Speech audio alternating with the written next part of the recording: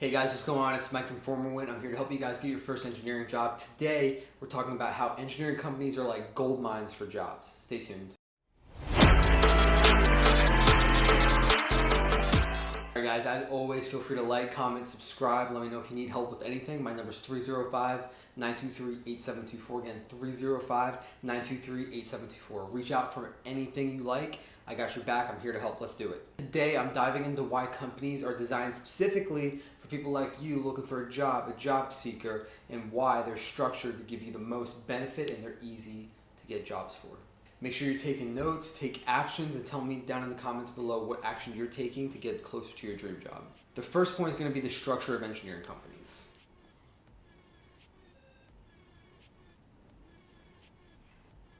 Structure of engineering companies are designed for growth and fostered for innovation.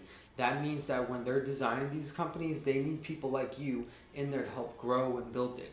That means what you need to do is you need to get connected with the vision of the company and find somewhere where your vision and your dreams and your goals can fit inside of the company. This means that this structure of engineering companies, they need talent, they need skills, they need people to do all of these roles. They can't do everything alone. That's not how a company is built. That means that you have a place in these companies. Your dreams, your goals, they can be accomplished inside of all these engineering companies. You just need to find the right one that can, but then you need to become the person that really is going to drive that, take that home, and be the person that fits inside that structure. All right, number two is that there's a high demand for engineers.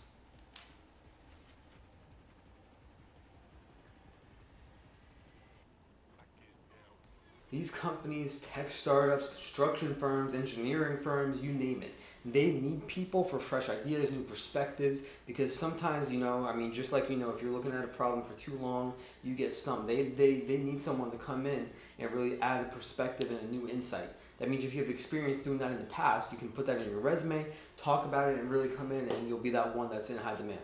Let's face it, this is just something that you guys need to get over, because you're in high demand. You need to accept that and own that. You are in high demand. It's a competition, but you're in high demand. So what does that mean? That means you need to be fierce, you need to be competitive, you need to work hard, because you are that person that they're looking for, but you just need to become that person. Now into the meat of the structure, and the reason for this video is recruitment strategies. This is going to be number 3.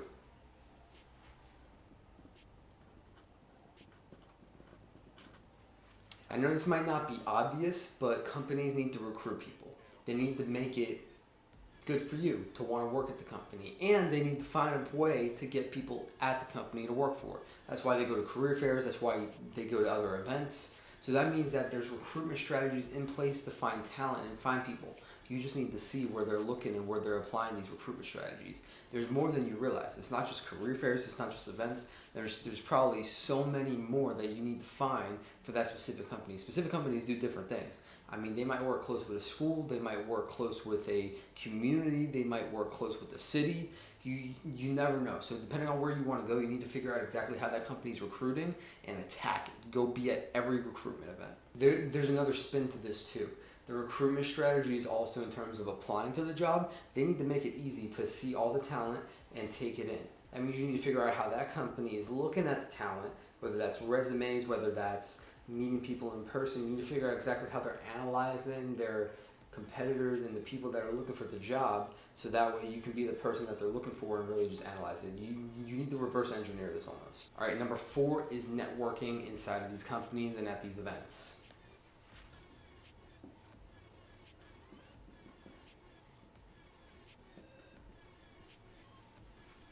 All right, networking. We all know the saying, network is your net worth, but people don't really apply that and take that as an advantage.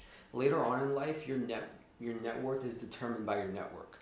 What that means is all those connections, all those relationships you build from day one in your life, or whenever you decide to change your life and totally recreate and start actually applying this, that's when you're going to start building your value as a person, building your value as an engineer, because that way you can leverage those connections in the future. But the way you need to do that is start building those connections, build relationships, track it, and then that's going to give you lots of different advantages and opportunities. But specifically for engineering companies and how they set this up, we just talked about events and everything like that, but you need to actually figure out how the community inside the company interacts, how they invest in each other, how they talk to each other, how they act online, on LinkedIn, and you need to start becoming a little bit like that person that fits into the community. If they see that you'll fit in perfectly, then you're going to get the job.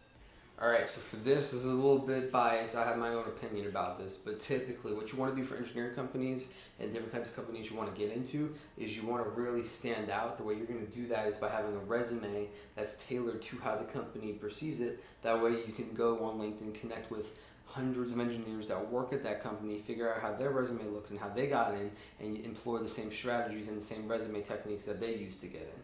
Right now, my opinion is that you'd be unique because that's the best way to be, but at the same time, this is a strategy you can try. You should try both strategies. Be unique, build your own resume, and use a resume that's tailored to them.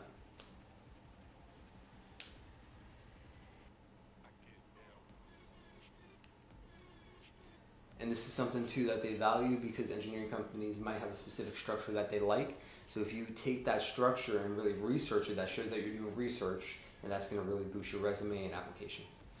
Lastly, engage in the community. I'm sure in school, some of you might have gone by school, skated by, whether that was in high school and now you're blooming in college, or you bloomed in high school and now you're skating by in college. You need to engage with everyone around you. You need to be super active, super involved, and really build that up. If you engage with the community you're part of, you're going to get tremendous results. It's not even funny. But if you don't engage, then you're not going to really see all the opportunities that present themselves. If you engage with people, they might have something that pops up, and that you might be the first one that goes in their mind and really connect the opportunities.